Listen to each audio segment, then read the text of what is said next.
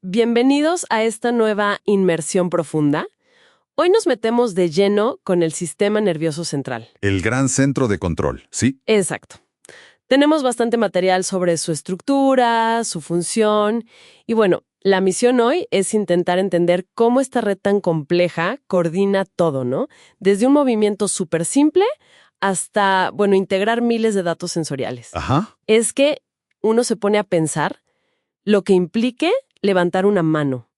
Es increíble, ¿verdad? Totalmente. Y hoy justamente nos vamos a enfocar en eso, en el control motor. Vamos a ver los componentes básicos, cómo se organizan para ejecutar funciones tan vitales. Perfecto. A ver, sabemos que el sistema nervioso trabaja junto con el endocrino, pero la diferencia clave es la velocidad, ¿cierto? Claro, el nervioso es rapidísimo. Piensa en una contracción muscular, una secreción glandular. Es casi instantáneo. Y su poder real, creo yo, está en cómo integra tanta información, ¿no? O sea, todos los sentidos a la vez y genera respuestas coordinadas. ¿Cómo lo hace? Supongo que la clave está en las células que lo forman. Fundamentalmente, sí. La protagonista es la neurona. Es la unidad básica, anatómica y funcional. La célula nerviosa. Esa misma. Imagínala como una unidad con extensiones, ¿no? Las dendritas, que son como antenas que reciben impulsos. Ajá. Y el axón, que es el cable que transmite esos impulsos hacia afuera, lejos de la célula. Y bueno, claro, no están solas. Están las células de la neuroglía, que son como el soporte, el tejido de sostén. Entiendo. Pero la acción, la transmisión del impulso es cosa de la neurona. Exactamente. Ella responde a los estímulos. Y estas neuronas funcionan como calles de un solo sentido, ¿puede ser? Unas que traen información hacia el centro. Las aferentes, sí. O sensitivas. Llevan información desde la periferia, como el tacto o el dolor. Claro. Y otras que llevan las órdenes desde el centro hacia afuera. Esas son las eferentes. O motoras. Son las que le dicen a un músculo que se contraiga, por ejemplo. Y aquí es donde para mí se pone realmente interesante. Porque esto nos conecta directamente con cómo nos movemos, ¿no? Con las vías motoras. Justo ahí queríamos llegar. Porque este sistema motor no es una sola neurona y ya. Es más complejo. Podemos identificar como 4 elementos principales, digamos. A ver. Está la neurona motora superior o central, la que da la orden voluntaria inicial. Luego, importantísimas, las neuronas extrapiramidales y las cerebelosas. Que ajustan el movimiento, mencionaste antes. Precisamente, ellas regulan el tono muscular, la postura, el equilibrio. Toda esa base automática que necesitamos para que el movimiento voluntario sea fluido, coordinado. O sea, no podríamos movernos bien sin esa base. Sería muy torpe, sí. Y el cuarto elemento es la neurona periférica, que es la que lleva la orden final, ya ajustada, al músculo. Entendido. La neurona central, la de la orden voluntaria, ¿dónde está? Esa está en la corteza cerebral, en el área frontal principalmente. Es la famosa célula piramidal. Ok, y la periférica es la última mensajera, digamos. Conecta el sistema nervioso central con el músculo. Exacto. Se encuentra en la médula espinal, en el asta anterior o en los núcleos motores del tronco encefálico, para los músculos de la cabeza y cuello. ¿Y cómo viajan todas esas señales? Me imagino que hay como autopistas principales. Sí, podemos hablar de 2 grandes vías motoras. La más conocida quizá es la vía piramidal o corticoespinal. La de los movimientos voluntarios que dijimos. Esa misma. Nacen en la corteza, baja.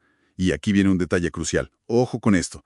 La mayoría de sus fibras cruzan al lado opuesto del cuerpo a nivel del bulbo raquídeo. Ah, el cruce. Por eso una lesión cerebral afecta el lado contrario del cuerpo. Exactamente. Es algo, básico en neurología clínica. Si tienes un problema en el hemisferio izquierdo, la debilidad se manifiesta en el lado derecho. Clarísimo. Esa es la vía del quiero hacer esto.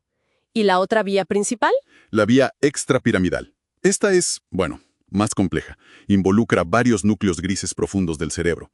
No es tan directa como la piramidal. ¿Y su función? Si la piramidal es para lo voluntario. La extrapiramidal está más relacionada con los movimientos automáticos, la coordinación fina, el tono muscular, los ajustes posturales. Digamos que es el sistema que asegura que el movimiento sea armonioso y adecuado al contexto, no solo que se inicie. Como el control de calidad del movimiento, por decirlo así. Podría ser una buena analogía, sí. Se encarga de la fluidez, de inhibir movimientos no deseados. Y claro, cuando estas vías fallan, ahí vemos la importancia que tienen. Todos hemos oído hablar de, parálisis, que es debilidad muscular. O parálisis, que es la ausencia total de fuerza. O la hemiplegia, cuando afecta a toda una mitad del cuerpo. Exacto. Y lo interesante, lo revelador desde el punto de vista de cómo funciona el cerebro, es ver las diferencias cuando se daña una vía u otra. ¿Cómo sería eso? A ver, si se lesiona la vía piramidal, lo que se conoce como síndrome piramidal, lo principal es la parálisis o paresia de los movimientos voluntarios. La persona quiere mover, pero no puede, o le cuesta mucho. Y típicamente hay un aumento del tono muscular, lo que llamamos hipertonía espástica. Ok, dificultad para el movimiento voluntario. ¿Y si el problema está en la vía extrapiramidal? Ahí el cuadro es distinto. En el síndrome extrapiramidal no suele haber parálisis voluntaria como tal. La persona puede iniciar el movimiento, pero este es torpe, lento, rígido. Ajá. Y aparecen otros fenómenos. Movimientos involuntarios como temblores, por ejemplo, el temblor de reposo del Parkinson, o posturas anormales, rigidez muscular diferente a la espástica. También hay hipertonía, pero de otro tipo.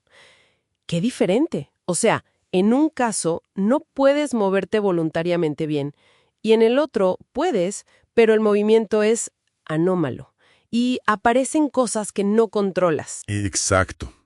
Y esta diferencia es fascinante, porque nos muestra cómo el cerebro ha especializado diferentes circuitos para distintas facetas del control motor. El inicio voluntario, piramidal, y la modulación, la coordinación, extrapiramidal. Increíble, la verdad.